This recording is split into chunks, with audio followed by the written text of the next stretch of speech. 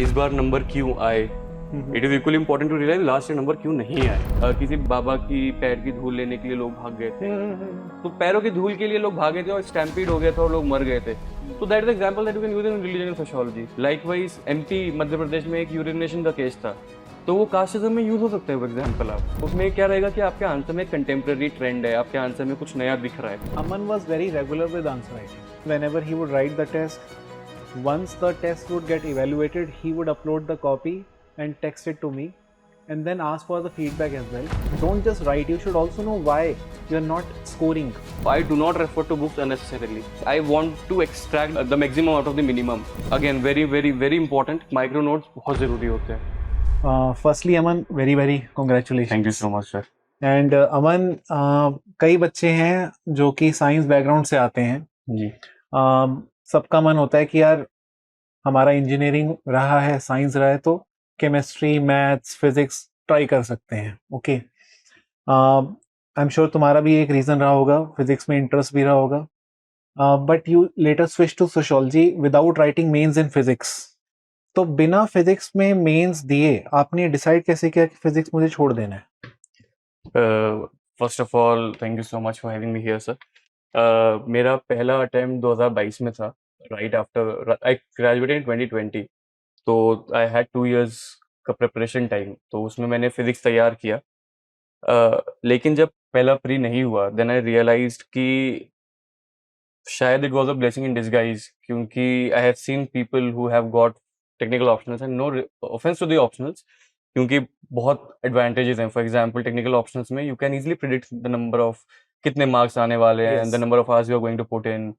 तो वो एक सेंस ऑफ सर्टेनिटी रहती है। लेकिन when you talk about humanities के optional, a lot depends upon how you write those answers, because understanding the concepts in itself is not a big task. Right. The task is to replicate them in a palatable manner that fetches you good marks. Right. And that is the challenge that science options do not face. Yes. Humanities face. लेकिन मुझे realise हुआ कि physics optional एक तो ये कि out of touch हो रहा है, दूसरा कि despite having good background, despite having good knowledge of the subject, I realise कि I was very clear in my head कि मुझे पेपर निकालना है। ईगो सेटिस्फाई नहीं करनी है कि मैंने फिजिक्स पढ़ा हुआ है तो मुझे फिजिक्स ही लेके पेपर निकालना है। Exactly. तो आई रियलाइज कि अगर आपका जीएस के साथ ओवरलैप सोशो का बहुत अच्छा है, आपको ऑप्शनल्स में हेल्प मिलती है। फॉर एग्जांपल डिस्टिंक्टली रिमेंबर कि इस बार एक ऑप्शन एसए में टॉपिक आया था कि civilisations of the future will be the civilisations of mind. तो उसमें हीगल के एग्जांपल डाला था, मतलब थिंकर्स के नाम पे quote. Had I had physics option, मुझे हीगल का नाम भी नहीं पता होता। Yes. तो those are the things which help you a little without even realising. तो इसलिए ऑप्शन में स्विच कर लिया था। बाकी with respect to my journey with sociology as an optional, 236 आए थे पहले अटेम्प्ट में, primarily because मैंने ऑप्शनल स्विच किया था तो बहुत ज़्यादा प्रिपरेशन का टाइम नहीं मिला। हल्का फुल्का कॉन्सेप्ट्स पढ़ लिए लेकिन आंसर राइटिंग नहीं करी। और 3 महीने के टाइम में जो प्री और मेंस के बीच में होता है, major chunk of the time went to grasping the concepts, learning the thinkers, क्योंकि मार्केट में चला हुआ था कि भाई जितने थिंकर्स लिखोगे उतने नंबर आते हैं। तो वो सब चीज़ें कंटिन्यू करी। लेकिन आई रियलाइज लिखने के बाद कि दो I cleared the mains and I appeared for the interview, लेकिन बाद में जो मार्कशीट आई realise it not work out well. तो फिर लगा कि कुछ तो और करना चाहिए, मतलब sociology is more than just writing thinkers. तो फिर I switched, I basically got under your guidance, and then I realized कि what real answer writing is. And then when we discussed कि crash course में कि answer के structuring कैसा है, I realized कि I messed up a big time in last attempt कि answer, for example, dialectical पूछा था कि what are the dialectics between x and y। अब अपने आप पढ़ा था मैंने, तो मुझे ये भी आइडिया नहीं था कि डायलेक्टिक्स होती क्या है। मैंने एक्स वाई से रिलेटेड जो भी आया रिलेट करके लिख दिया। बाद में जब इस साल तैयारी की तब मुझे लगे वो it's a relation of opposites, तो वो कैसे पेश करना है, द मोड द प्रोडक्शन में क्या डायलेक्टिक्स है। Right. तो वो वाली चीजें they come in only when you have a certain kind of guidance. तो that has been my trust with sociology so far. Very nice. So, basically, it's not just about quantity of things that you know, quantity of jargons that you know. It's also equally about quality of the concepts that you use, and the understanding that you have. So, Aman, ये जो आपका attempt था, now that we know that you have already secured this rank, so I'm sure that you must have gotten much more than 236 marks. At least we can assume for the time being. Okay. What do you think must have worked this year? And to answer this question, I would also like to pose another question in case Mhm. both are connected to each other. What do you feel are the don'ts when it comes to writing, Mhm. and what do you think are definitely do's? Okay, Certainly. and if you could write that up. Okay, so I'll yeah, the don'ts.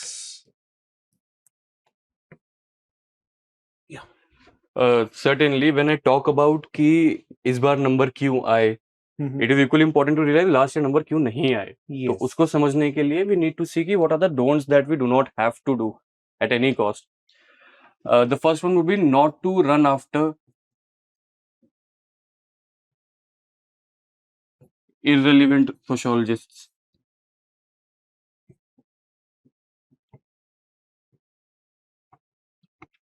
Often time the thing in the market is कि एक answer में वर्बैटिम लोग बोलते हैं कि आपको एक 10 marker में 6 थिंकर डालने हैं, आपको एक 20 मार्कर में 15 मार्कर में आपको 8 थिंकर डालने हैं. I certainly believe that is not the case. आपको द फर्स्ट थिंग इज कि आपको फोकस करना है कि क्वेश्चन की डिमांड क्या है. भले वो डिमांड जीएस लाइक आंसर से ही पूरी हो रही हो, लेकिन आपको पूरी करनी है डिमांड, भले आप जीएस लिख के आओ उसमें.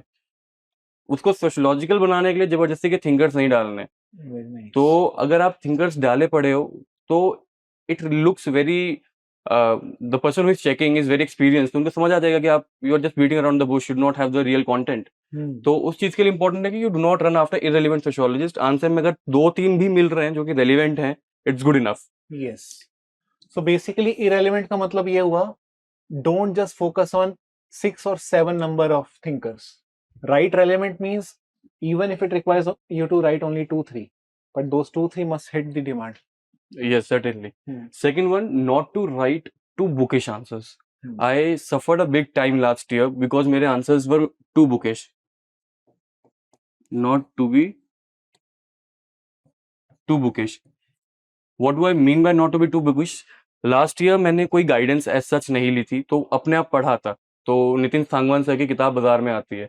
It's a very condensed form of book and बहुत कॉम्प्रिहेंसिवली सिलेबस कवर करती है. लेकिन for a person who is starting from scratch, उसमें ये होता है कि the book can be too overwhelming at times, क्योंकि आप you try. And plus I come from a technical background, so I not know how humanities work. तो मैंने क्या किया, पढ़ा मैंने चीजें, समझी भी चीजें, लेकिन मैंने बहुत ही बुकिश लैंग्वेज में आंसर्स लिखे थे. फॉर एग्जाम्पल, अगर आपका क्वेश्चन डायलेक्टिकल मटेरियलिज्म पे है, तो आई रिमेम्बर कि सांगवान में एक डायग्राम बना हुआ है कि ऐसे करके कुछ, I am not very well versed the diagram अभी, लेकिन ऐसे करके कुछ एरोज हैं.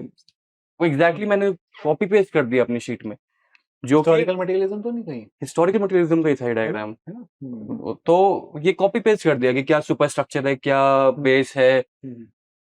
डज नॉट लुक गुड, क्योंकि almost everybody is making the same diagram.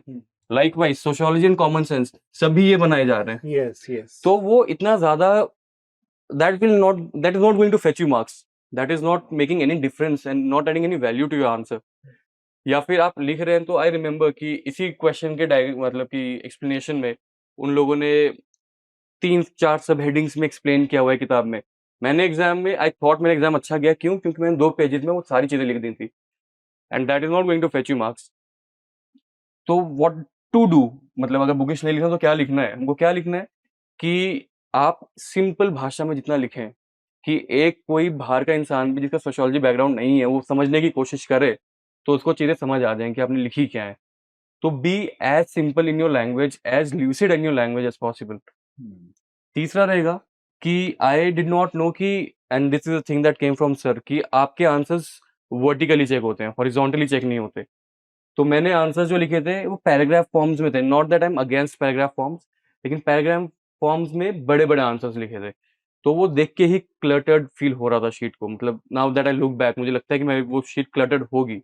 तो अब की बार व्हाट वर्कड आउट इज कि आप कोई भी टॉपिक आ रहा है, तो आप उसमें पहले सब हेडिंग्स देंगे, जितनी भी सब हेडिंग्स बन पा रही, मतलब कि अगर क्वेश्चन में 3 सब पार्ट्स हैं तो 3 सब हेडिंग्स देंगे. And it's equally important to realise कि अगर आपका ये शीट है, 10 नंबर में 2 शीट मिली हैं, तो let's say you start from here, you and here, तो it's mentally very important for you to demarcate कि भैया मेरा इंट्रो इतनी दूर में आएगा, मेरा कंक्लूजन यहाँ शुरू हो जाएगा. अब आपके 3 अगर सब पार्ट हैं और क्वेश्चन की डिमांड जो है तीनों पार्ट्स की इक्वल होती है, क्योंकि आपको बताया नहीं है कि पार्ट ए में कितने नंबर हैं, पार्ट बी में कितने नंबर हैं, सो यू इम्प्लिसिटली अज्यूम कि तीनों पार्ट इक्वली इंपॉर्टेंट है। तो आप क्या करेंगे, मेंटली 3 सब पार्ट हैं तो 1 2 3, 3 पार्ट में आप अपने आंसर को डिवाइड कर लेंगे, स्पेस को डिवाइड कर लेंगे, और स्पेस में हर पार्ट को इक्वल इंपॉर्टेंस देंगे। अगर let's say even if you have 2 to 3 points in each part, it's more than enough.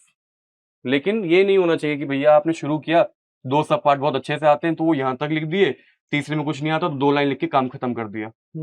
तो वो चीज नहीं करनी है, सबको इक्वल इंपॉर्टेंस देनी है, and that works out equally well in GS. Yes, GS में भी आपको स्पेस के लिए बहुत ज्यादा you have to be cautious how you judiciously using that space, क्योंकि लिमिटेड स्पेस है आपके पास, you don't have the option of taking B sheets. तो ये I think most of the people miss out on this aspect कि ये mentally space को कैसे ब्रेक डाउन करना है।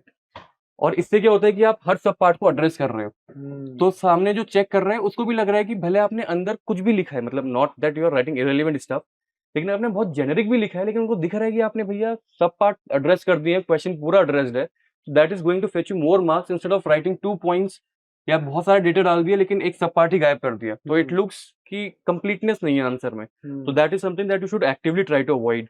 Very nice. तीसरी चीज ये रहेगी कि with respect to what you do not have to do, question selection के मामले में रह गए कि जब आप पेपर अटेम्प्ट करते हो तो इम्पोर्टेंट होता तीसरा है, तो बेसिकली यही हो जाएगा कि तीसरा यही हो गया स्पेस का, not to write in one go or one single flow, not to waste space. not to waste space and use your space judiciously, or if you have 3 parts in the questions demand, those 3 parts must be visible in your answer sheet as well. Okay, yeah, come Aman. उसके अलावा one thing that came in handy this year कि आपको, अगर कहने की बात है कि आर्ट्स का है तो आपको फ्लो चार्ट नहीं बनाने, आपको डायग्राम नहीं बनाने, अगर है तो बनाओ, ये मत, क्योंकि टेक्निकल बैकग्राउंड होने का एक फायदा ये होता है, मतलब एक हल्का एज ये है कि you know how to hit the demand of the question right to the point. तो आप इसको अपने फेवर में यूज करने के लिए व्हाट डू यू डू, आप लेट से कोई भी चीज है, आप फ्लो चार्ट बना के अगर एक्सप्लेन कर पा रहे हो, फॉर एग्जाम्पल अगर इमरजेंस ऑफ सोशियोलॉजी है, आई रिमेंबर इस साल भी कुछ क्वेश्चन था इमरजेंस पे, तो 4 स्टेप प्रोसीजर था, तो मैंने यूं ही बनाया था कि emergence of sociology, diagram, heading दी, बना के एक फ्लो चार्ट सा बना के रख दिया, विच वॉज वेरी ल्यूसिड अपने आप में कि यही इमरजेंस है। तो आपको then you do not have to go about explaining every part of the process की स्टेप 1 में ये हुआ, 2 में ये हुआ, 3 में हुआ, you don't have to do that.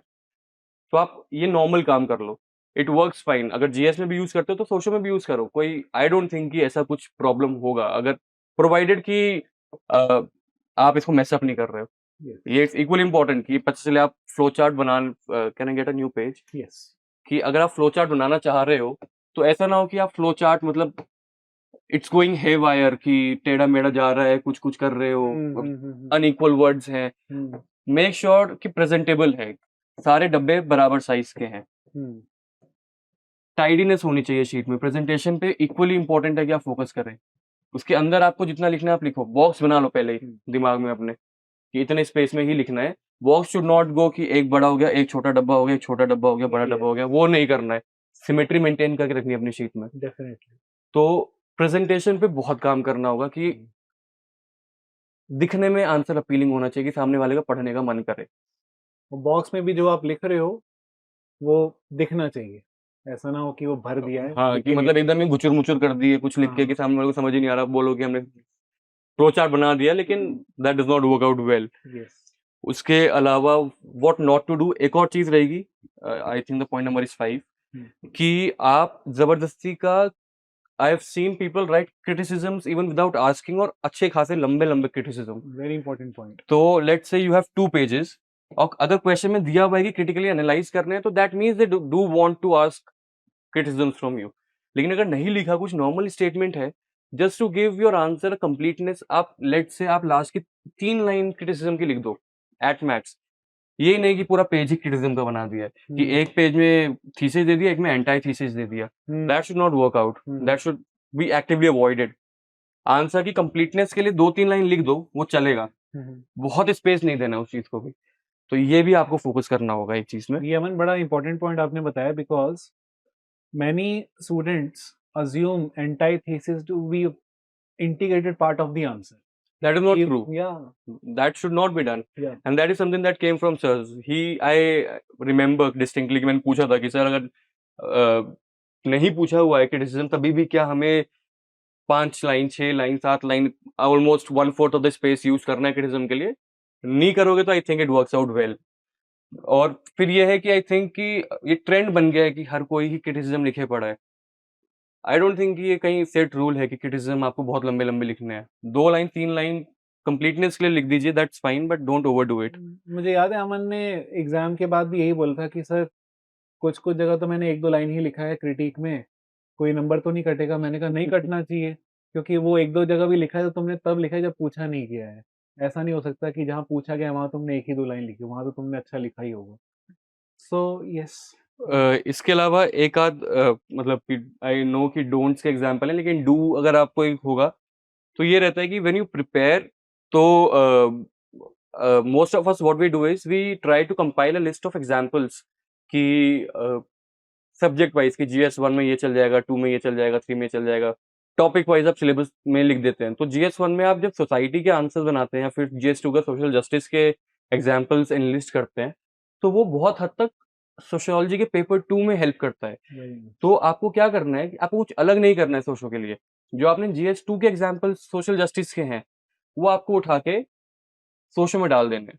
तो उससे आंसर एक नया एक कंप्लीटनेस दिखती है। For example I distinctly remember again one example कि जैसे रिलीजन एंड साइंस करके कुछ है, रिलीजन एंड सोशियोलॉजी सॉरी। तो अगर ये है तो हमारे प्री और मेंस के बीच में I am not able to recall correctly, लेकिन ऐसा हुआ था कि एक भगदड़ हो गई थी क्योंकि किसी बाबा की पैर की धूल लेने के लिए लोग भाग गए थे। तो वो हुआ था। यस। तो आई रिमेंबर कि मैंने वो एग्जाम्पल अपने कंपाइलेशन में लिख लिया था। मतलब आई डोंट हाथरस का था क्या, आई एम नॉट वेरी सर्टेन। एक और बाबा भी थे दूसरे। हाँ, तो वो तो पैरों की धूल के लिए लोग भागे थे और स्टैम्पीड हो गया था और लोग मर गए थे। तो that is example that you can use in religion and sociology, कहीं ना कहीं वो फिट हो जाएगा। लाइकवाइज अगर एमपी मध्य प्रदेश में एक यूरिनेशन का केस था, तो वो कास्टिज्म में यूज हो सकता है वो एग्जांपल। वो आप note it down and put it in answer. तो उसमें क्या रहेगा कि आपके आंसर में कंटेम्प्रेरी ट्रेंड है, आपके आंसर में कुछ नया दिख रहा है, तो that adds value to your answer. इसमें आपको कुछ अलग नहीं करना है, अनोखा नहीं करना है। आप जीएस के लिए कंपाइल कर ही रहे हो, उसी को उठा के यहाँ यूज करना है। तो ये दैट तो is one thing I did. ये तो अमन तुमने जैसे बताया कि एग्जाम्पल वहीं से यूज करना है, हाँ, बट ये भी जरूर बताओ कि किधर लिखना होता है वो एग्जाम्पल। कभी ऐसा ना हो कि इररिलेवेंट नहीं होना चाहिए कि हाँ, बस डाल दिया डाल कि दिया। ड्रॉप कर दिया। अगर रिलीजन सोशियोलॉजी की बात हो रही है लेट्स से, तो अगर कोई क्वेश्चन की डिमांड ऐसी है कि रिलीजन ब्लाइंडली फॉलो हो रहा है या फिर साइंस खत्म हो रहा है, वैसा कुछ एग्जाम्पल है, तो उसमें आप जब अपना पॉइंट लिखते हैं तो जीएस की तरह जैसे आप सब्सटैंशिएट करते हैं कि एग्जाम्पल लिख के 2 लाइन में आपने एक्सप्लेन कर दिया कि क्या मीनिंग है, वैसे लिख सकते हैं। And only if it makes sense कि आपको डालना है। अब Yes. जरूरी नहीं कि मैंने कोई एग्जाम्पल लिखा है कि रिलीजन से रिलेटेड है तो कोई भी क्वेश्चन आए मैं लिख के आ जाऊंगा। तो it's equally important to know when to hold your hands back. Right. That's another don't. Yes. कि दिमाग में होता बहुत कुछ है लिखने के लिए, लेकिन सब नहीं लिखना है। तो क्या नहीं लिखना, उसके लिए भी मन बना के रखो, क्योंकि often times we tend to get swayed away कि भैया कंटेंट है तो डालो, लेकिन तभी डालो जब काम का हो, जबरदस्ती नहीं डालना है। Definitely. तो know when to hold yourself back. Yes. कई बार ये होता है, अगेन छोटा सा एग्जांपल, कि आप जब आंसर लिख रहे हैं तो एंड में आते आते आपको कुछ नया पॉइंट अचानक से चमक जाता है कि भैया कुछ नया मिल गया, I should definitely write this. Now वहां पे एक छोटा एनालिसिस कर लो कि is it adding value to your answer. अगर बहुत ज्यादा ऐड नहीं कर रहा है तो यहाँ पे क्लटर मत करो कि कुछ याद आ गया तो भैया गुचर मुचर करके कि बस मैं डाल दूं कि बस दिख जाए वो। That is not going to help a lot. तो अगर बहुत ज्यादा कुछ इंपॉर्टेंट चीज नहीं है तो let it pass, let it slide. आप आंसर को सुंदर तरीके से कंक्लूड करोगे, इक्वल स्पेस देके साफ सुथरा कंक्लूजन दिखेगा, that is going to fetch you more marks than a thinker with a cluttered space. तो ये चीज का भी ध्यान देना है, when to restrict yourself, when to restrain yourself. तो एक ये चीज फोकस करेंगे। और मेजरली डोंट्स तो यही है। और एक डोंट सबसे बड़ा इंपॉर्टेंट आई मिस, कि do not replicate notes. That came from sir, कि नोट्स नहीं छाप के आने हैं वहां पे, क्योंकि क्वेश्चंस बहुत ही क्लोजली फ्रेम्ड होते हैं। हमको लगता है कि वही पूछा है जो हमको आता है, लेकिन क्वेश्चन की डिमांड 19-20 भी होती है तो आंसर गोज हेवायर। तो आपको ये ध्यान देना है कि उन्होंने पूछा क्या एग्जैक्टली, कौन सा एस्पेक्ट पूछा है आंसर का, तो उसी एस्पेक्ट पे फोकस करना है। अपने आंसर को, जो आपका डेटा, आपके पास जो बैकग्राउंड नॉलेज है, उसको मोल्ड करना है इस तरीके से कि डिमांड एड्रेस हो जाए। Yes. तो आपको एग्जैक्टली वही जो याद करा है वो नहीं लिखना है। Give yourself the liberty, give your brain the liberty to write what is asked of you, not what you know. तो ये मेरा पिछले फेलियर से लर्निंग भी एक ये थी कि मैंने जो मुझे आता था मैंने वो लिखा है, सामने वाला क्या पूछ रहा है मैंने उस पर ध्यान नहीं दिया ज्यादा। दिया था, बहुत खराब नहीं लिखा था, लेकिन उतना consciously I did not try to avoid it. तो वो चीज एक जो I have in my mind. Okay, so एक अमन का सबसे अच्छी चीज ये रही पूरे तैयारी के दौरान, that Aman was very regular with answer writing, very regular. I mean, I remember whenever he would write the test, once the test would get evaluated, he would upload the copy and text it to me, and then ask for the feedback as well. And हमें कभी जब time मिलता था तो we would have a conversation over phone, and then because it's easier for me to discuss the same over a phone rather than over a text. So उस हिसाब से coordination जो चीज़ होती है ना, एक determination की नहीं मेरे को तो इस पे फीडबैक चाहिए, लेना ही है मेरे को, समझना है कहाँ मार्क्स कट है मेरे, तो वो जानना बड़ा इंपॉर्टेंट है आपको। Don't just write, you should also know why you are not scoring. Okay, और वो चीज़ जब तक आपको पता नहीं होगी इंप्रूवमेंट नहीं आती है। सो रेगुलरिटी अमन के पार्ट पे, मेरे ख्याल से अमन शायद तुमने सारे टेस्ट लिखे थे जहाँ तक मुझे ध्यान आ रहा है। सर मैं last towards the and I could not right FLT, लेकिन एटलीस्ट सेक्शनल 6 टेस्ट तो लिखे ही थे मैंने। Yes. उसके अलावा एक प्रीवियस ईयर लिखा था, वो सोशो मतलब कोचिंग का नहीं था, वो लास्ट ईयर वाला था, लास्ट ईयर का पेपर हाँ, का तो था। वो अपने आप लिख दिया था, लेकिन वो अपलोड फिर नहीं किया था। Very nice. सो अमन थोड़ा अब ना बात करते हैं PYQ के रेलेवेंस की। Many people know that PYQ is important. ठीक है, पिछले 2 सालों में तो एक अलग वेव चल गई, PYQ वेव है ना, but very few people are able to capitalize on PYQ. Like मैं आपको एग्जांपल देता हूँ, what students do is they would check a PYQ, they would read the PYQ and then they would think okay ये तो मेरे notes में है, ये हो गया यानी ओके, ये वाला अच्छा ये भी मेरे नोट्स में, ये हो गया। They just look for some keywords in that question, and then if they find those keywords in their notes, then they feel that PYQ is done. For example, इस बार एक क्वेश्चन आया था, why suicide rate, इस साल का question है, is a social fact. Okay, analytical question है, ना ही वो सोशल फैक्ट क्या होता है ये पूछ रहा है, ना ही वो सुसाइड का पूछ रहा है social suicide rate social fact क्यों है। तो अब कोई बच्चा PYQ को देखे इस क्वेश्चन में कभी, तो शायद वो ये समझे कि हाँ सुसाइड मैंने पढ़ा है, सोशल फैक्ट मैंने पढ़ा है, हो जाएगा। But when it comes to answering the question, it is not about your notes, it is always about connecting the points. Exactly suicide rate होता क्या है, पहली बात तो नॉट जस्ट सुसाइड रेट क्या होता है, एंड सोशल फैक्ट ये कैसे है, एग्जामिनर इसमें ज्यादा इंटरेस्टेड है।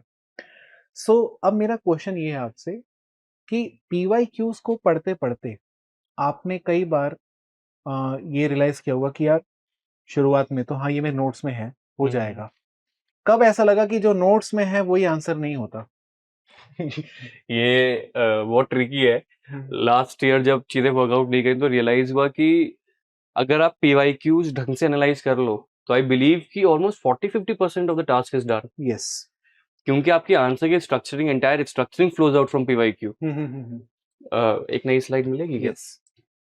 फॉर एग्जाम्पल अभी जैसे आपने सोशल फैक्ट वाले क्वेश्चन का एग्जाम्पल दिया, तो अगर मैं if I keep myself and I tell myself कि अगर लास्ट में अटेम्प्ट करता तो मैं क्या करता, आई would not have focused upon the inter relationship between the two distinct concept.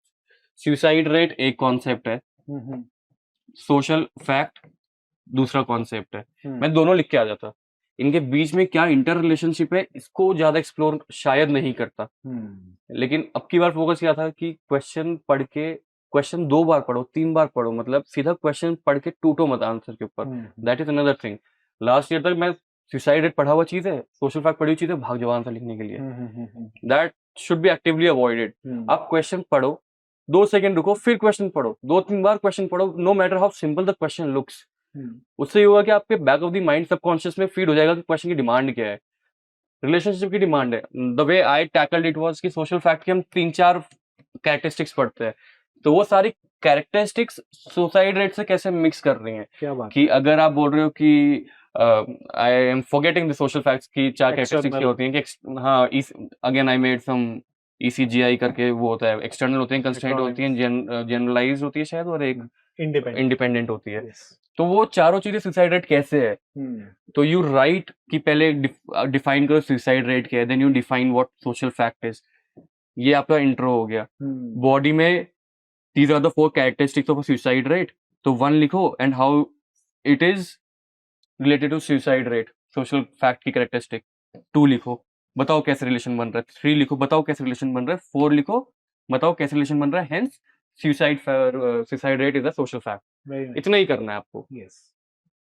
मैंने एटलीस्ट ऐसे किया, बताने कितना ठीक है। अप्रोच भी है कि आप 1 2 3 4 में ECGI लिख रहे होगे, you will be dropping each feature of social fact, and then with each feature you would be explaining how suicide rate is हाँ, external, general, independent, coercive. ये आपका approach with example definitely. Okay. हाँ, और एक ही example आप लेके चलो, उसी एग्जांपल को आप अगेन अनदर थिंग कि अगर कोई कॉन्सेप्ट कंटिन्यूटी में है तो इट्स इंपॉर्टेंट कि आप एक एग्जांपल लिखो और उसी एग्जांपल को कैरी फॉरवर्ड करके अलग अलग तरीके से दिखाओ। That shows the clarity of concept. आपने ये सिखाई थी ये चीज भी कि अगर फिनोमिनोलॉजी की बात कर रहे हो या एथनोमेथोडोलॉजी की बात कर रहे हो या उनके डिफरेंस की बात कर रहे हो, तो आप एक ही कॉन्सेप्ट उठाओ कि let's say a doctor is visiting a patient.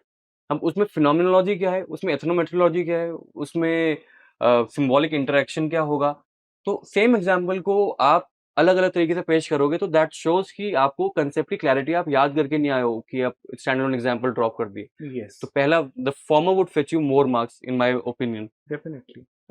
उसके अलावा द क्वेश्चन वाज कि पीवाईक्यूज की रेलेवेंस क्या है। पीवाईक्यूज आर एक्सट्रीमली इंपॉर्टेंट क्योंकि कोचिंग वाले या जो भी आपको क्वेश्चंस मिलते हैं टेस्ट सीरीज के जो भी है, most of them are modelled on PYQs. लेकिन अगर आप just take it from the horse's mouth, आप सीधा पीवाईक्यूज खोलो and the best way to do PYQs is कि at least what I did was कि आप सीधा एक क्वेश्चन लो, आप उस क्वेश्चन का आंसर अपने आप लिखो, दिमाग में स्ट्रक्चर बनाओ, आंसर लिखो। उसके बाद आप उसको प्रोबेबली अगर आपको किसी टॉपर की शीट मिल जा रही है तो आप उससे कंपेयर करो कि क्या मेरा 19-20 कितना आ रहा है। And again do not gate disheartened अगर आपका कॉन्सेप्ट अलग है। ये भी मैंने आपसे सर एक चीज पूछी थी, आई रिमेम्बर कॉल पे, कि सर मैंने जो आंसर लिखा है सेम क्वेश्चन का और जो जागृति अवस्थी मैम ने आंसर लिखा था दे आर वेरी डिफरेंट। क्या मेरा ठीक है या उनका ठीक है? हाँ, किसका गड़बड़ है, किसका ठीक है? तो एक क्वेश्चन के मल्टीपल तरीके होते हैं आंसर करने के। तो दिमाग को बांध के नहीं रखना है कि किसी ने वैसे लिखा है तो मैं भी वैसे ही लिखूं, डिट्टो वही फॉलो करूं। Do not make it a पत्थर की लकीर। Have the flexibility. अगर आपको आपका कॉन्शियंस कह रहा है, आपका विवेक आपको कह रहा है कि आपने ठीक आंसर लिखा है, और आई बिलीव कि जब आप प्रेपरेशन इतने टाइम तक करते हैं तो मेच्योरिटी आ जाती है बताने के लिए कि आंसर ठीक है कि नहीं है। तो अगर आपको लग रहा है कि आपने ठीक लिखा है तो get it evaluated by mentor, get it done by a teacher, and if that works out well तो आपका एक काइंड ऑफ आंसर ही तैयार हो गया। आई रिमेम्बर कि जो हमारे दरखाई में था ना सर, वो जिस नहीं मर्टन था, कि मर्टन में जब आपके वो आते हैं कि एनोमी की बात करते हैं कि 4 तरीके की एनोमी चल रही है, तो मैंने जब पीवाईक्यूज लिखे तो 2-3 बार पीवाईक्यूज में ये ट्रेंड आ गया था कि how is this an anomie, या फिर एक्सप्लेन करो कि ये कहाँ सेट हो रही है करके। तो जब आप 2-3 बार सेम आंसर लिख लोगे तो मेरे दिमाग में एक फॉर्मेट आ गया था उस आंसर का कि अगर एनोमी का कोई भी क्वेश्चन आएगा आई बिगिन लाइक दिस कि हाउ इज इट, ये वाली एनोमी, 4 जो आपके वो आते हैं एनोमी के जनरल चीजें जो होती हैं, तो वो एक आंसर का पूरा फॉर्मेट दिमाग में तैयार हो जाता है कि अब जब एग्जाम आएगा तो आपको स्ट्रक्चरिंग में टाइम नहीं वेस्ट करना पड़ेगा। दिमाग में क्वेश्चन का स्ट्रक्चर ऑलरेडी है कि मर्टन की एनोमी की बात हुई तो स्ट्रक्चर यही निकल के आएगा। तो जब पीवाईक्यू और वो पूछेगा कि मर्टन का एनोमी क्या है, क्योंकि सिलेबस बहुत लिमिटेड है, क्वेश्चन रिपीट होंगे। तो अगर दिमाग में टेम्पलेट पहले से है तो व्हाई नॉट यूज इट। तो definitely. PYQs help you like that, plus repetition तो है ही। And then there is also एक और चीज कि ये हमेशा रहता है कि मार्केट में पीवाईक्यू से कहीं पे कंपाइल्ड अच्छे सॉल्यूशंस नहीं है। That is very very true. आप कितना भी ढूंढो, आप कोई सी बुक उठा लो, I would not name books, लेकिन कोई भी आप बुक उठाओ तो उन्होंने यही चीज करी हुई है कि सोशल फैक्ट और ये है पूरा का पूरा सोशल फैक्ट लिख दिया, जितना भी किताब में है पूरा कॉपी पेस्ट, पूरा का पूरा सुसाइड रेट लिख दिया, कॉपी पेस्ट, अपने आप पढ़ लो। तो that is not going to help. और हम क्या करते हैं, वही पढ़ते हैं, हमको लगता है डिमांड ही वही है, हम लिख के भी वही आ जाते हैं। तो अपने आप को उससे एलियनेट करो, अपना दिमाग यूज करो कि वो नहीं है, उसको ब्लाइंडली फॉलो नहीं करना है। बहुत इंपॉर्टेंट पॉइंट। तो बुक्स क्योंकि गड़बड़ है, पीवाईक्यूज के मामले में बुक्स पे इंडिपेंडेंटली अंधों की तरह विश्वास नहीं करना है, अपना कॉन्शियस यूज करना है, अपना इंटेलेक्ट यूज करना है। कोई भी आंसर आपको बुक में ऐसे लिख के नहीं देगा, या कोई भी आंसर आपको किसी पीवाईक्यू बुक में ऐसे लिख के नहीं देगा। वो अपना दिमाग लगाना पड़ेगा उसके लिए। और वो दिमाग कैसे लगेगा कि आप कोई मेंटोर है, कोई गाइड है, तो डू नॉट शाई इन आस्किंग क्वेश्चंस। मैंने सर को इतना परेशान किया है प्री और मेंस के बीच के 3 महीनों में। आई वाज कल सर से बात हुई थी, I was scrolling my chat and I saw कि मैंने कितने मैसेज भेजे हुए हैं। तो वो रिलेंटलेसली और बेशर्मों की तरह भेजे थे मैसेजेस। तो that is not a very मतलब देख के लगता है कि सीन पे कई बार मैसेज छूट गए हैं तो अब आगे ना बॉदर करो, लेकिन that is not how it's done. अगर कुछ है तो भेजो, बिल्कुल। Chase it. तो क्योंकि आई रिमेम्बर कि बहुत बच्चे होते हैं जिनको जो बॉदर करते होंगे, लेकिन आपको भी करना है। तो definitely be a little selfish in that curiosity, case. Inquisitiveness, ये चीजें होनी चाहिए। लाइक मेरे नंबर कहाँ कट रहे हैं, कैसे इंप्रूव कर सकता हूँ, तो उसके लिए आपको बात करनी पड़ेगी, आज नहीं तो कल, पर कनेक्ट करना जरूरी है। और अमन का ना एक पॉइंट बड़ा अच्छा लगा मुझे यहाँ पे, which he just talked about it, I was also going to touch upon the same issue, the kind of PYQ books that we have in the market today as of yet. He's saying, because he must have gone through some of them, that PYQ books are not addressing the demand. They are again reproducing the notes as it Very is. true. And students actually assume that since it is by a decent publisher, so it must be correct. Who are we to question them? That must be the demand. We are maybe we are overreading the question. This is the demand, so let us just reproduce the same. So ये बड़ा अच्छा point आपने बोला अमन कि यार हम critically नहीं सोच रहे कि यार डिमांड अभी भी एड्रेस नहीं हुई। और दूसरा पॉइंट आपने बोला कि none of the PYQ book will address answers like this.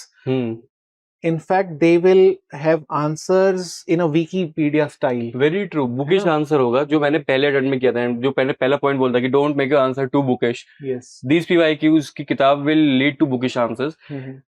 Again very important observation जो मुझे लगती है पर्सनली, कि the way you read is the way you replicate. अगर आपके नोट्स ही ऐसे होंगे, अगर आप पढ़ भी ऐसे ही रहे हो, तो आप लिखोगे भी ऐसे ही, and that comes in naturally.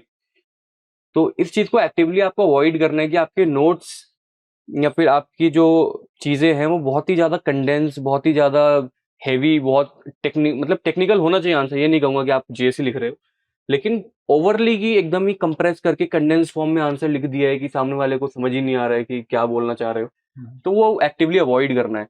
तो उसके लिए नोट्स अगर बना रहे हो तो खुले खुले नोट्स बनाओ, स्पेस दो, बढ़िया से चीजें स्प्रेड आउट करके लिखो। तो ये सब आप जब आंसर राइटिंग में करोगे तभी असली में रेप्लिकेट होंगी। किताबें पढ़ के, क्योंकि ह्यूमैनिटीज की बुक है तो ऑब्वियसली विकिपीडिया स्टाइल बुक्स ही होंगी, लेकिन आपको सिर्फ वही पढ़ते रहोगे और फिर जाके पेपर में बैठोगे तो वही निकल के भी आएगा। तो वो अवॉइड करो, बीच में put in a stop gap. How do you do that? By making your own notes. तो और नोट्स भी इस फॉर्मेट में, नोट्स नहीं बनाने का टाइम है, ठीक है, आंसर राइटिंग करो तो वो इस फॉर्मेट में कर लो। तो अगर एक टॉपिक है मॉर्टन की एनोमी है तो एनोमी कवर हो गई, इसके अलावा कुछ नहीं आएगा एनोमी में, तो आपका एक टॉपिक कवर हो गया, that is your own note. Definitely. So Aman, आपके खुद के माइक्रो नोट्स बने थे? Again very very very important, micro notes बहुत जरूरी होते हैं। Yes. मैं I do not have a picture with me मेरे नोट्स की अभी, लेकिन एक नई स्लाइड। Yes. तो माइक्रो नोट्स का स्ट्रक्चर क्या था कि अगर ये A4 शीट है तो इसको मैंने बीच में से मैंने इसको फोल्ड किया और बहुत छोटे फॉन्ट में टॉपिक का नाम लिखा, क्या रेलिवेंट थिंकर्स हैं उस टॉपिक से, क्या मुझे एग्जाम्पल कोट करना है उस टॉपिक में, and then move on to the next part. जब आप क्या करते हैं, जब आप 3-4 बार सिलेबस पढ़ लेते हैं बिटवीन प्री एंड मेंस, तो होता ये है कि आपको चीजें काइंड ऑफ याद हो जाती हैं, बस ये होता है कौन सी कहाँ जाएगी। तो क्या होता है कि आप खाली कोई, अगर आपको ट्रिगरिंग फैक्ट पता चल गया कि लेट्स से यहाँ पे ये थिंकर का नाम था और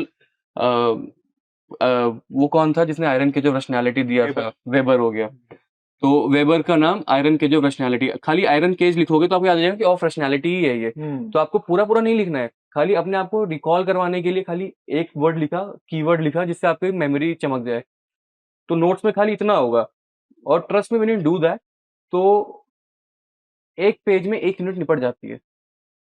तो एंड ऑफ द डे जब आप मेंस लिख रहे होते हो तो प्रोसेस इज सो टायरिंग, और जब 5 दिन का गैप मिलता है उसमें जीएस और ऑप्शनल के बीच में, तो होता ये है कि लेट्स से आप बहुत अच्छे से काम कर रहे हो, आप 2 से ढाई बार सिलेबस पूरा कर लेते हो दौड़ा-दौड़ा के उन 5 दिनों में। लेकिन होता ये है कि जब आप पेपर के बीच में होते हो, सोचो पेपर 1 एंड पेपर 2 के बीच में 2 घंटे का गैप होता है। अब उस गैप में आप क्या करो? आप खाली नहीं बैठ सकते हो, specially when it's such a high stake game. तो ये वाले नोट्स बहुत हैंडी आते हैं। तो आई रिमेंबर कि मेरे पेपर 2 और पेपर 1 के बीच के 2 घंटे गैप में I used to come back to my hotel room, I used to have lunch and I used to complete the entire syllabus end to end using only such notes. और ये रहता है कि अगर आपने तुरंत पढ़ा है तो आपके दिमाग में बहुत फ्रेश रहती हैं चीज़ें, आप सीधे जाके उगलते हो अल्टीमेटली। और we are everybody of us is rote learning the thinkers only. तो अगर दिमाग में मेमोरी में फ्रेश रहेगा, फ्रेश आउट ऑफ मेमोरी, तो बहुत अच्छे से निकल के आती हैं वो। लाइक वाइज पेपर 1 अगर आप शुरू करने जा रहे हो सोचो का, पेपर शुरू होने के 2 घंटे पहले उठो, सारे सारे शॉर्ट नोट्स एक बार खत्म करो, जाके पेपर लिखो, सारे थिंकर बड़े अच्छे से दिमाग में आते हैं। लोड ही नहीं होता कि थिंकर याद नहीं आ रहे, भले अभी नहीं आ रहे लेकिन तब आ जाते हैं। तो short notes are very very very very very important. तो आई वुड से कि these are the game changer for me, कि मतलब they help me a lot. अमन, एक क्वेश्चन मेरा इसी से रिलेटेड शॉर्ट नोट से। When did you start making short notes? Did you start making notes parallelly when you were reading those things for the first time, or did you start making them after writing the test, etc.? But I mean, what was the right time? What is the right time basically? अगर short notes की specific, पहली बात तो notes पहली बार में बनाने ही नहीं चाहिए। एटलीस्ट बड़े वाले नोट्स भी नहीं बनाने चाहिए, क्योंकि पहली बार पढ़ते हैं सब इंपॉर्टेंट लगता है। तो नोट्स तो बनाने ही नहीं है पहली बार में। And when we talk about specifically short notes, they are the last stage in your preparation. वो आपको शुरुआत से नहीं बनाने। तो लेट्स से कि आपका हो गया एग्जाम, मई में आपका प्री हो गया, और लास्ट का सितंबर में था आपका, प्री हो गया, मेंस आपका सितंबर में था, अगस्त में। तो बीच का जो गैप होता है, लास्ट 1 महीने के तक जो टाइम होता है, जब आपने 3-4 बार सिलेबस पढ़ लिया होता है, जब आपको चीजें याद हो चुकी होती हैं, कि आप बुक देख के आपको चीजें याद आ रही हैं, उस स्टेज के बाद आप शॉर्ट नोट छूते हो। क्योंकि आप इसमें अगर सभी फिर से लिख दोगे तो you are defeating the entire purpose of making short notes. Yes. तो short notes will be the last stage, जब 3-4 बार रिवीजन हो चुका है, सब कुछ दिमाग में याद हो गया है, पता है कि इस सिंगर का नाम बोलेंगे तो इसका ये कॉन्सेप्ट है, तो खाली उसका फर्स्ट नेम और एक कीवर्ड नोट्स में खाली ये आएगा। तो ये कब आएगा? जब आपने 3-4 बार पहले पढ़ लिया है। वरना आपको अगर कोई लाके खाली मेरे शॉर्ट नोट्स देख लोगे तो कुछ चमकेगा ही नहीं कि मैंने क्या लिखा हुआ है उसमें, क्योंकि वो खाली यूज केस बेसिस पे होता है कि मुझे मेरे नोट्स समझ आएंगे, बाकी किसी को नहीं आएंगे वो। तो शॉर्ट नोट्स वैसे ही होने चाहिए, तो वो एकदम लास्ट में होगा वो Definitely. Micro notes. यस, तो यानी माइक्रो नोट्स तो आपको अपने खुद के बनाने ही, भले ही अमन अपलोड कर दे कल को अपने किसी चैनल में, डाउनलोड आप कर सकते हो, बट इसका ये मतलब नहीं कि वो अब आपके नोट्स हो गए। नोट्स तो आपको आपके हाथ से ही बनाने, मसल मेमोरी की अलग चीज होती है, और आपको पता है कि आपने क्या लिखना है, कितना लिखना है। ओके, सो अमन, कुछ क्वेश्चंस भी बच्चों के लिए लेते हैं। Guys, if you have any question you can parallelly start dropping your questions, we will take those questions. What were your resource, just class notes और basic books like IGNOU etcetera? So I be very very very honest, मैंने बहुत ज्यादा किताबें नहीं पढ़ी हैं यहाँ पे। अगर सोर्सेज की बात होगी तो पहला would be Nitin Sangwan sir's book.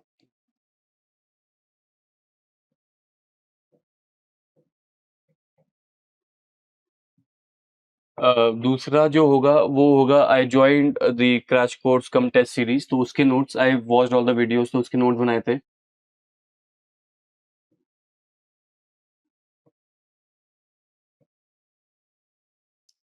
तीसरा होगा टेस्ट के सॉल्यूशंस जो मिलते हैं, तो ये बहुत कन्वीनियंट चीज होती है। मतलब जीएस में भी बहुत यूज करो। फॉर एग्जांपल अगर आप एसएफजी लिख रहे हो, विजन के टेस्ट लिख रहे हो, किसी के भी लिख रहे हो, टेस्ट नहीं भी लिख पाए तो एटलीस्ट क्वेश्चंस के सॉल्यूशंस पढ़ लो, उसमें से ब्राउनी उठा लो, उसमें डेटा पॉइंट्स उठा लो, उसमें से एग्जांपल्स उठा लो, comes in very very handy.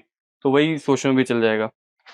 उसके अलावा अगेन मतलब कि फिर पीवाईक्यूज भी होते हैं, तो पीवाईक्यू के source, for example towards the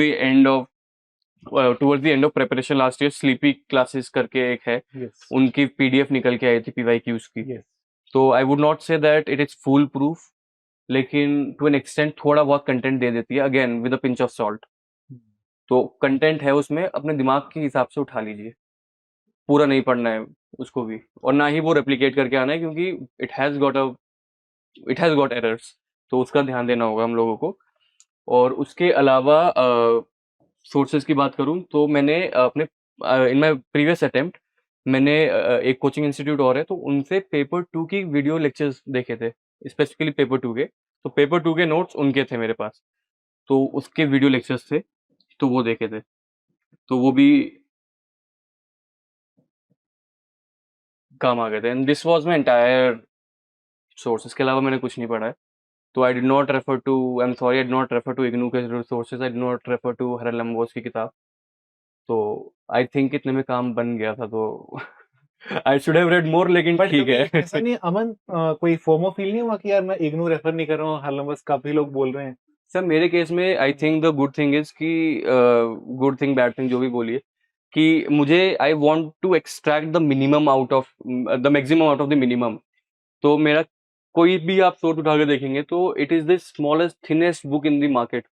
तो I do not refer to books unnecessarily. तो अगर मुझे कहीं पे कंटेंट मिल जा रहा है, तो मैं खाली एक एक्स्ट्रा पॉइंट के लिए I not go to the another book and read 100 pages on it just to Yes. Find another point, क्योंकि मुझे लिखने 2 पेज हैं। Like I said, I am very clear कि मुझे सिर्फ पेपर निकालना है, Hmm. तो 2 पेज का आंसर लिखना है। 2 पेज का कंटेंट अगर ये चीजें दे रही हैं, तो I not go to another thing.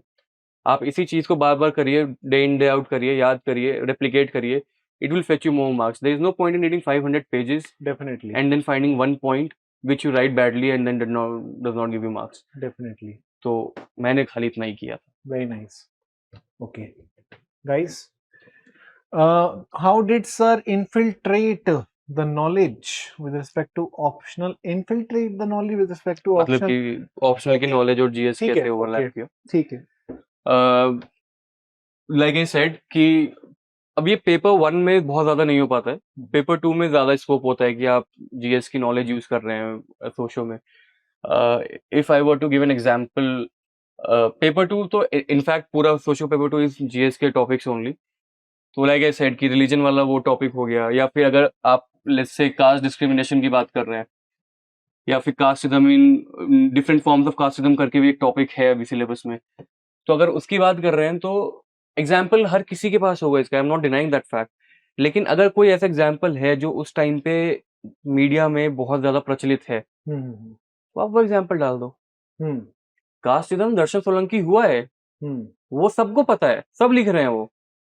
लेकिन कास्टिज्म अगर उसी टाइम पे कोई ऐसी न्यूज आई है कि भैया लेट्स से एमपी में यूरिनेशन केस हो गया, somebody did it on a person coming from the so-called lower caste, तो आप वो एग्जाम्पल कोट करो, that is going to give more impact than a traditional example जो बहुत साल पहले चल रहा है। Yes. अगर आप रेसिज्म का एग्जाम्पल दे रहे हो, इट्स अनफॉर्चुनेट, लेकिन लोग अभी भी नीदो तानिया के एग्जाम्पल लिख रहे हैं। आप रिसेंट एग्जाम्पल्स कोट कीजिए, ब्लैक लाइव मैटर लिख दीजिए, आप जॉर्ज फ्लॉयड एग्जाम्पल दीजिए। तो अपने एग्जाम्पल्स की लिस्ट को अपडेट कर लो। Yes. Do not go after what's already there in all the books. तो वो एक चीज कर सकते हैं जो थोड़ा सा स्टैंड आउट कर सकता है। उसके अलावा GS infiltrate the knowledge with respect to optional and GS, I am not very well versed with the question क्या है, लेकिन अगर जीएस की नॉलेज कैसे यूज करनी है, एग्जांपल्स कैसे यूज करने हैं, तो this is how you do it. Another thing that you do is कि आप डेटा पॉइंट्स यूज करते हो। तो जब आप डेटा में पढ़ते हो कि टॉपिक्स हैं अपने, लेट्स से कि एजुकेशन एंड साइंस करके एक अपना सिलेबस में टॉपिक है, तो आप अगर कोई ऐसा क्वेश्चन आ रहा है जहाँ पे आपका इंडिया का लिटरेसी रेट या फिर आपका कुछ वैसा यूज हो रहा है, तो आप वो जीएस में याद करते हो, तो you are at liberty to use it in social also, वो भी कर लो। तो that also helps. Yes. Should syllabus be completed and revised once before prelim phase? I would suggest कि अगर if you're preparing for this year's prelims, तो इस चीज का भी लोड मत लो, क्योंकि not a good time, 20 दिन बचे हैं, be solely focused on prelims. लेकिन for those who are starting out, you are from 2026, fine. तो उस केस में of course एक बार नहीं, कोशिश करो 2 बार हो जाए। तो और इम्पोर्टेंट थिंग इज कि आपका सिलेबस हो जाएगा, तो you will get into the group of answer writing. Syllabus complete करना is not the battle won, syllabus complete करना is only half the task done. 50% task is writing a good answer out of what you have read, and that is a completely different skill set all together. तो आप पढ़ो, अच्छे से पढ़ो, एक बार syllabus जान लोगे तो एक मन को तसल्ली रहती है कि now you know the syllabus inside out. तो एटलीस्ट एक बार पढ़ लो, एंड देन एक बार पढ़ के जब चीज समझ आ गई तो do not wait in answer writing, just start writing. Hmm, time मत देखो कि मुझे 9 मिनट में ही लिखना है, मुझे 11 मिनट में लिखना है, हम्म, एक्सीड होने दो। इनिशियली फोकस करो कि आपका कंटेंट ठीक आ रहा है, आपका स्ट्रक्चर ठीक हो रहा है, आपका आंसर पैलेटेबल है, आपका आंसर अच्छा दिख रहा है, आपने सब कुछ एड्रेस करी है डिमांड, भले लेट से उसमें 15 मिनट लग जाए, लगा दो, कोई दिक्कत नहीं है। इवेंचुअली जब आपकी डिमांड एड्रेस करने की हैबिट बन जाएगी तो इवेंचुअली टाइम कम हो जाएगा। लेकिन शुरुआत से कि मैं 7 मिनट में या 9 मिनट में आंसर लिखूं और 2 पन्ने भर दूं लेकिन वो आंसर का सेंस नहीं बन रहा, that should not be the goal. Right, शुरू में टाइम मत देखो, 15 मिनट में लिखो, 20 मिनट में लिखो, लेकिन मल्टीपल टाइम्स कर लोगे तो अपने आप टाइम गिर जाएगा उसमें। यस। तो एक ये चीज रहेगी। तो try to finish the syllabus once and थोड़ा बहुत आंसर लिखने शुरू कर दो। एक अमन, मैंने ये भी देखा है in paper 2, hmm specially section C of the paper 2, hmm many students say that we don't have enough thinkers to write hmm for that section, and they feel that the questions are very generic. um, what do you think, since you have already written the mains twice now, with sociology and specifically with this experience, what do you think कितना जरूरी होता है उस area में thinker डालना जहाँ पे answer नहीं है कुछ, नहीं है, मतलब थिंकर मत स्पेसिफिक? डालो। अगर कुछ ऐसा आउट ऑफ द ब्लू पूछ रहे हैं वो कि let's say interlinking of reverse की सोशियोलॉजी बता दो, Right. Which they might ask, तो अगर नहीं आता तो मत लिखो, जितना आता है उतना लिख दो। जीएस वाला कंटेंट है, पहली बात तो you have the liberty not to select those questions जो नहीं आते। Yes. तो क्वेश्चन सिलेक्शन में try to eliminate those questions. लेकिन लेट्स से कि गॉड फॉरबिड कि वो कंपलसरी में आ गया, अब क्या करोगे, लिखना ही है अब तो ये मान के चलो कि किसी को नहीं आता है, तो eventually that balances out. Do not fret over कि मुझे एक क्वेश्चन के थिंकर नहीं आते। आपको क्या करना है, अगर आपका कोई भी क्वेश्चन है सेक्शन सी का पेपर 2 में, तो आप लिख दो। अगर क्वेश्चन की जो डिमांड है उसको एड्रेस कर दो, भले even if it looks a little GS like, Yes. Do not freight about कि इट शुड लुक सोशियोलॉजिकल। थोड़ा बहुत आप क्या कर सकते हो, कहीं पे आप एजुकेशन लिख रहे हो तो वहां पे आप जो 4 कैपिटल्स दी थी उन्होंने, आप उसमें एक कैपिटल का नाम डाल दो, कल्चरल कैपिटल लिख दो एजुकेशन को, वो हल्का सा एक सोशियोलॉजिकल एलिमेंट डालने वाली बात हो गई। Yes. लेकिन डू नॉट फ्रेट अबाउट कि क्या कैसे उसको जीएस से पेपर 1 से लिंक करें, कैसे क्या करें। ऑनेस्टली इतना टाइम भी नहीं होता सोचने का। Very nice. अगर आता है तो आता है, नहीं आता तो everybody of us is just filling space. अगर क्वेश्चन नहीं आता होता, क्योंकि you do not have the liberty of thinking, writing, analysing, doing everything all at once in such a high stakes situation, specially when you have written the paper for the last 10 days। तो नहीं दिमाग चलता है। तो जो पूछा है, even if it is GS like, लिख दो। दैट आपको 10 में से वो 6 नंबर देगा, 5 4 कुछ तो देगा, दैट वर्क्स फाइन। बाकी आंसर में makeup for it in another answers, और बाकी जिनसे आपका कंपटीशन है वो लोग भी वही लिख के आएंगे। और इनफैक्ट जब ज्यादा ओवर स्मार्टनेस के चक्कर में हम लोग चीजें गड़बड़ करने की कोशिश करते हैं कि रेलिवेंट थिंकर नहीं है, लेकिन मैंने लेट से अभी कल्चरल कैपिटल का नाम लिखा और आप जबरदस्ती उसमें पियर बुर्दो का नाम डाल दो कि भैया मेरे को थिंकर मिल गया, एंड देन यू थिंक कि मैंने थिंकर डाल दिया नंबर मिलेगा, that is not going to work, Yes. Because that is not relevant to interlinking of rivers. तो कुछ भी कहीं पे भी नहीं लिखना है, be very thorough with what the demand of the question is Right. And address the demand, that is priority number 1। garnish it with a few thinkers if you have, if Yes. not, move on. Right. So just to corroborate what Aman just said with one example, like last year there was a question, salient features of new education policy in sociology. ये sociology में आया था NEP. तो जो NEP का question है उसमें भी बस वो salient feature पूछ रहा है, पूरी जीएस है, पूरा GS क्वेश्चन है जबकि सोशल के पेपर में। अब एक बच्चा शायद ये सोच सकता है कि हाँ फंक्शनलिज्म लिख देते हैं, functional theory, Marxist theory, feminist theory, एक तो ये होता है, इससे सोशियोलॉजी का लगता है वो बहुत गलत अप्रोच है। पहले जो क्वेश्चन है वो देखो, salient features of NEP. Salient feature Marxism, functionalism, feminism नहीं है। सेलिएंट फीचर तो वही रहेगा जो है, पहले तो वो आपको लिखने ही पड़ेंगे 5 3 3 4 Yes. जो आप भी लिखते हो। बिल्कुल। और वो फीचर्स लिखने के बाद, जैसे कि रीजनल लैंग्वेजेस को प्रमोट करना है, जो एजुकेशन सिस्टम है हमारा उसमें वोकेशन लिंक्ड एजुकेशन करनी है, वो फीचर्स आपको पहले लिखने हैं, और उन फीचर्स को लिखने के बाद try to relate that to some thinker or sociological school if you can at that point of time. Otherwise, move on to the next point. And once you are done with all the points, then try to assess what you have written. Maybe something strikes you that can make it appear bit more sociological. It could be related to the inequalities that are going to close in with NEP, or it could also relate to what we call as mainstreaming of education across India, thereby introducing large chunk of population into middle class. So you can introduce such points later on, but first clean और simple way में features of NEP आ जाने चाहिए. That is the exact demand. फालतू आप उसमें कृष्ण कुमार का नाम डालो, XYZ नाम डालो, that is not hitting the demand. आपने थिंकर डाल दिया, नंबर नहीं आएंगे फिर भी. Yes yes. Then we have a few more questions कि from when do we need to start answer writing. Ideally if you are appearing for 26, तो मेरे ख्याल से कि अगर आपका एक बार सोशो का सिलेबस एंड टू एंड हो गया है और आपको हल्का थरोनेस है सिलेबस के साथ कि क्या पूछा जाता है, क्या PYQs हैं, कैसा है, स्टार्ट राइटिंग. और स्टार्टिंग के आंसर्स ट्रस्ट में विल बी डिजास्टर्स. मैं सर को कह रहा था कि मेरे को पता नहीं था कि I could compile my answers, लेकिन अगर मैं आपको अपने शुरुआत के आंसर दिखाऊंगा, यू विल बी सरप्राइज कि कितने खराब आंसर हो सकते हैं. वो होते हैं, सभी के होते होंगे, मतलब. तो लिखो ताकि वो गंदे आंसर एग्जाम में रेप्लिकेट ना हो. घर पे ही जितना गंदा लिखना है लिख लो. Eventually you will improve and eventually you will write good in the actual paper. तो start as early as possible. कोई भी टॉपिक पढ़ा, लेट से आपने सुसाइड पढ़ लिया या फिर आपने रिलीजन दरखाइम का पढ़ लिया, समझ आ गया तो लिख दो answer before you move on to the next topic. तो that works fine. The question is कि स्टेट PCS एग्जाम के लिए सेम ही प्रिपरेशन रखें for sociology optional. I am so sorry, I have not prepared for state PCS exam, so I will not be the best person to answer this. But उसमें PYQ आप देख सकते हो उस स्टेट PCS का. Okay, उसके हिसाब से तैयारी रखना. When to join crash course for 2026? I think that crash course usually begins after prelims. So this year we have prelims on 25th of May. Crash course will most probably start from 5th of June. वो 10 दिन का एक gap होता है. तो और it runs for approximately 1.5 month. 25 classes कुछ होती हैं उसके अंदर. till which month optional should be covered if appearing for 2026?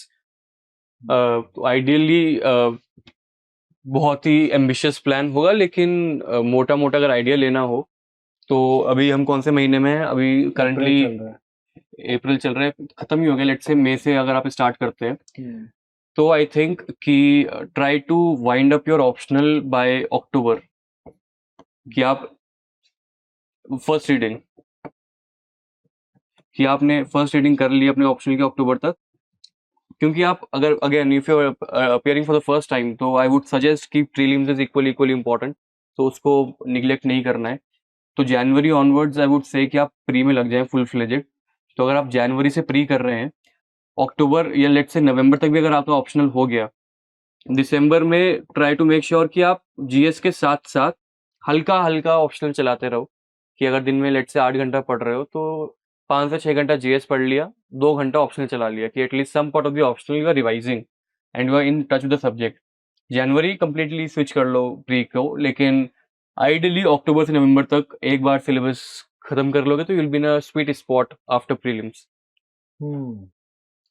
तो अक्टूबर तक आप मान के चलो, if you are appearing for 26 या even if you appear for 27, October is actually the time जहाँ पे माना जाता है पहली रीडिंग हो जानी चाहिए in case you started your preparation around May, which ideally is the right time to prepare for optional, May to October. Okay, and जैसा अमन ने बोला, by December you should be in touch with optional, but ये कि वो touch थोड़ा थोड़ा loose होता जाता है.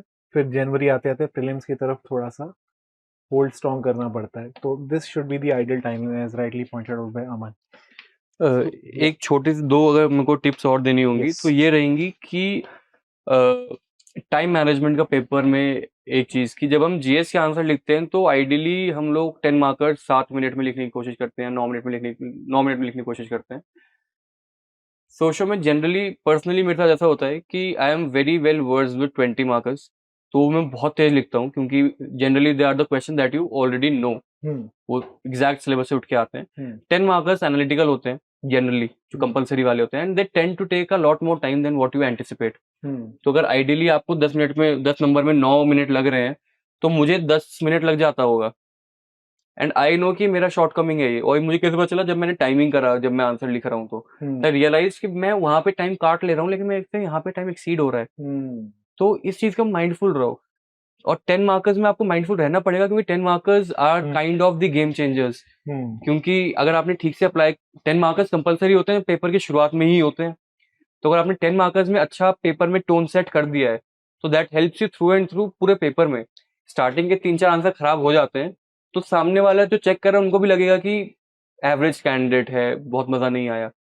तो 10 मार्कर्स में specifically make sure you write good answers, at least अगर आप यस कर पा रहे हो तो. Yes even if it means taking more time, तो इस टाइम को मेकअप बाय राइटिंग. जो 15 नंबर 20 नंबर वाले, make sure you write them very fast, hmm क्योंकि वो याद होते हैं ऑलमोस्ट पूरे आंसर्स. हम्म 10 मार्कर्स नए क्वेश्चन होते हैं, जो भी नया आता है वो 10 मार्कर में ही आता है, 20 में नहीं आता है वो. तो इसके लिए हल्का सा माइंडफुल रहोगे तो दैट हेल्प्स. तो एक टाइमर जरूर लगाना है बेसिकली आपको 10 मार्क्स वाले क्वेश्चन के लिए. आप मान के चलो 8.5 मिनट्स मैक्सिमम, और 20 मार्क्स के क्वेश्चन जो हैं उसके लिए आप मैक्सिमम 11.5 मिनट्स लेके चलो. अगर आप टोटल पेपर देखो सोशोलॉजी का, तो 6 क्वेश्चंस होते हैं 20 मार्क्स वाले जो हमें कंपल्सरली अटेम्प्ट करनी है. 6 क्वेश्चंस. और 13 होते हैं 10 मार्क्स वाले जो हमें कंपल्सरी करने ही होते हैं. ओके, सारी चॉइसेस हटाने के बाद भी कंपल्सरी जो करने पड़ जाएंगे वो 13 है 10 वाले, और 6 एंड 20. टाइम जब कैलकुलेट करोगे आपको पता चलेगा 3 घंटे में, ये 3 घंटे से कम में हो रहा है पूरा. तो ये आपको उसकी प्रैक्टिस करनी है. और अच्छा, एक चीज और बड़ी अच्छी है जो मैं देख रहा हूँ पिछले 3 सालों से हो रहा है सोशियोलॉजी में, तो खासकर 20 मार्क्स वाले क्वेश्चन के जो एक पेज आ पेज रहे है हैं. वो 3 हो चुके हैं. मतलब there was a point of time 4 page होते थे, और बाकी ऑप्शन में अभी चल रहा है 4 पेज. आई थिंक हमारा ऑप्शन में अभी 3 पेज 15 आ हमारे में हुआ है. हाँ, तो एक एडवांटेज है बहुत बड़ा. कम लिखना है, लेकिन अगेन वो चैलेंज भी है, क्योंकि आप पढ़ते ऐसे हो कि आपको 3 पेज में सुंदर आंसर लिखना become the challenge. Yes yes, तो ट्रिकी पार्ट हो जाता है वो भी हल्का सा. की बात. उसके अलावा पेपर 1 में जो स्टार्टिंग की अपनी 3 यूनिट्स हैं, इमर्जेंस हो गया, सोशियोलॉजी साइंस हो गया, और रिसर्च मेथड्स हो गए. हम्म, जनरली मैंने देखा है कि बच्चे बहुत निगलेक्ट करते हैं इनको और एंड के लिए छोड़ देते हैं. वी थिंक कि sociology begins when the thinkers come, which is not very true. Last year मैंने ये गलती भी करी थी. तो स्टार्टिंग की 3 units if you look at it, तो 250 में से कम 90-100 नंबर का पेपर खाली स्टार्टिंग की 3 यूनिट बनाती हैं. And Right. Then they are easy to score अगर आप ढंग से पढ़ लो तो. Do not ignore those units, do them. और साथ में कि make sure that you write a lot of examples उन 3 यूनिट्स में. फॉर एग्जाम्पल, अगर सोशियोलॉजी साइंस हो रहा है तो एग्जाम्पल डालो उसमें. अगर आप एथनोमेटोलॉजी की बात करो तो एग्जाम्पल डालो उसमें. तो इन चीज़ों को हमको निगलेक्ट नहीं करना है. और क्वेश्चंस को सेलेक्ट कैसे करना है पेपर में, इसकी भी एक स्ट्रैटेजी लेके चलनी चाहिए. कि क्वेश्चन में कुछ ना कुछ बाउंसर होगा ही होगा, उससे मन नहीं घबराना चाहिए. उसको आप कैसे try to bypass that question altogether if possible.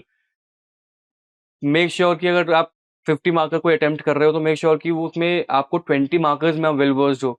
अगर 10 नंबर वाला हल्का कम भी आता चलेगा, लेकिन 20 मार्कर्स कॉम्प्रोमाइज नहीं होनी चाहिए, क्योंकि more scope of getting marks there. Hmm, तो वो वाली चीजें पे थोड़ा ध्यान देंगे तो I think things will work out pretty very well. Nice very nice. ये बड़ा अच्छा पॉइंट बोला आपने अमन, की जो फर्स्ट 3 यूनिट्स हैं लोग इग्नोर बहुत करते इग्नोर मैंने खुद करी हुई थी सर लास्ट ईयर इग्नोर. और देन आई रियलाइज एंड में बैठ के कि इसके क्वेश्चन का पीवाईक्यूज देखेंगे तो विल रियलाइज कि क्या वैरायटी ऑफ क्वेश्चंस पूछे हुए यूपीएससी ने खुद ही. सबसे ज्यादा वैरायटी आई थिंक वही है. वही है, बाकी पेपर तो बहुत कंसिस्टेंट रहता है. हम्म, स्टार्टिंग के 3 यूनिट में दे ट्राई टू घुमाओ योर एंटायर माइंड. यस. तो उसके लिए आप 1-2 बुक और पढ़ लो, तो आई वुड सजेस्ट कि मैंने नहीं पढ़ी, लेकिन इग्नू पढ़ लो स्टार्टिंग के 3 यूनिट के लिए, that would help.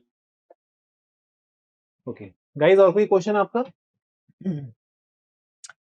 Okay, so I think we have fairly addressed majority of the question. Aman, जाते जाते प्रीलिम्स अभी आ रहा है 1 महीने में, तो कोई टिप्स अगर बच्चों को देना चाहो प्रीलिम्स के लिए, इस टाइम क्या नहीं करें और किन चीज़ों को ज़्यादा फोकस करें? अगर वो कुछ मिस हो जाए तो कोई टेंशन की बात नहीं है. प्रीलिम्स के लिए एक ही रहेगा, पहली चीज की फोमो में नहीं आना है. क्योंकि मैंने अभी रिसेंटली मार्केट में देखा क्या किताब नहीं बिक रही है, मतलब और बच्चे हर रिवीजन एक अलग किताब से कर रहे हैं, which is not a good idea. अगर कोई स्टैंडर्ड सोर्स है, स्टिक टू इट। स्टैटिक पढ़ो अपना, स्टैटिक में कमांड बनाओ कि कुछ अगर 30-35 क्वेश्चन स्टैटिक के आ रहे हैं तो वो नहीं गलत होने चाहिए, and that will come only when you have Laxmikanth, Spectrum, Shankar, the standard books, NCERTs of geography on your fingertips, कि इसमें से कुछ आएगा तो ये गलत नहीं होना चाहिए।